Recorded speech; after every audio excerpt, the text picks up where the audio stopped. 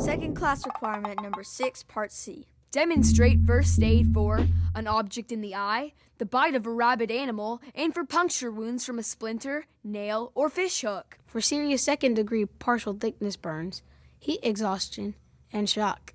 And for heat stroke, dehydration, hypothermia, and hyperventilation.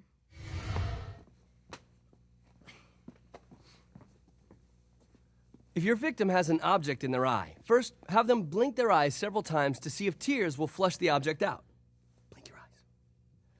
If that doesn't work, you want to wash your hands with soap and water. And then try to flush it out with clean running water from a faucet or water poured from a bottle. Now, if the foreign object is embedded and won't wash out, you want to cover the eye with a dry, sterile gauze pad and then get medical attention immediately.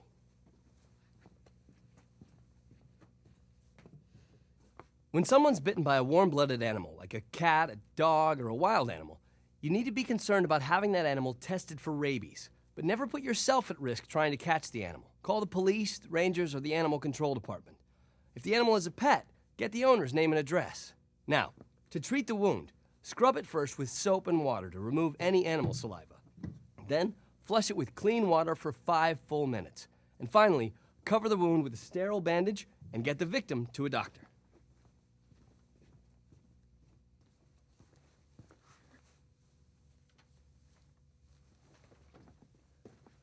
Now, a puncture wound from something like a nail or a fish hook makes a very small hole, but don't let that fool you.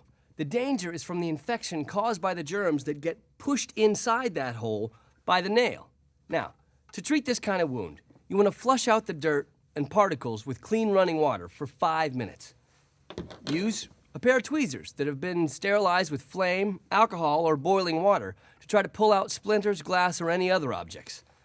Control any bleeding with sterile gauze pad and apply a clean, sterile bandage. Then, get the victim to a doctor. Oh, if the puncture is from a fish hook, it requires special attention because of the barb at the end of the hook. First, if the hook is embedded in the face, eye, or ear, never try to remove it yourself. Get the victim to a doctor. Also, never try pulling the hook back out the same way it went in. The barb will cause even more damage. First, cut the line. If it's impossible to get the victim to a doctor and you have to remove the embedded hook yourself, push the hook further in until the barb comes out through the skin. Then, you can use clippers or wire cutters to snip the barb off. Then, pull the shank back through the entry hole. Treat the wound then as if it's a puncture wound.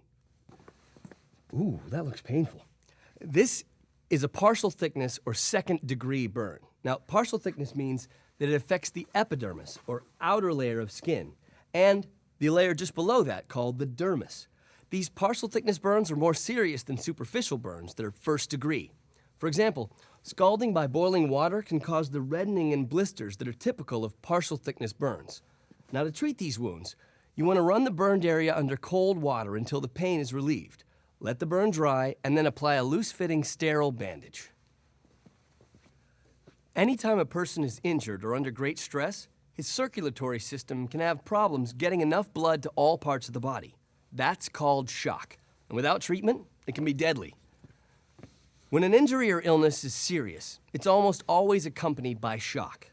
Symptoms can include restlessness or irritability, feeling of weakness, confusion, fear, dizziness, moist, clammy, or pale skin, a quick, weak pulse, shallow, rapid, irregular breathing, nausea and vomiting, and extreme thirst. Even if no symptoms are evident, prompt treatment can prevent shock from setting in.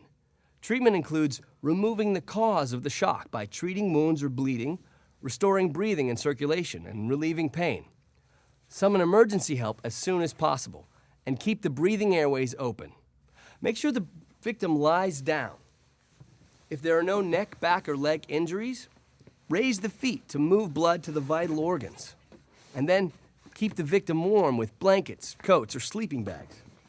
Now, since fear and uncertainty can increase shock, use a calm voice to reassure him that help is on the way. Extremes in temperature, both heat and cold, can cause a need for first aid. For example, you can suffer from dehydration in both hot and cold weather conditions. The human body is more than 70% water, and our body temperature and vital organs depend on maintaining that balance. Dehydration occurs when we lose more water than we take in. I don't feel so good. The symptoms for dehydration, mild dehydration, include thirst, dry lips, and dark yellow urine. Moderate to severe dehydration can mean severe thirst, dry mouth and skin, weakness and dizziness, confusion, nausea, fainting, muscle cramps, loss of appetite, decreased sweating, decreased urine production, and less frequent and dark brown urine. To treat mild dehydration, drink plenty of water or sports drinks and replace fluids and minerals. 1 to 2 quarts over 2 to 4 hours. Severe dehydration calls for emergency care with intravenous fluids and up to 36 hours to fully recover.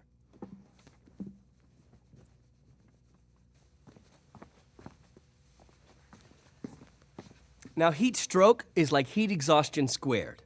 There are 2 types: exercise-related heat stroke with all the symptoms of heat exhaustion, plus red skin, disorientation, and a rapid pulse.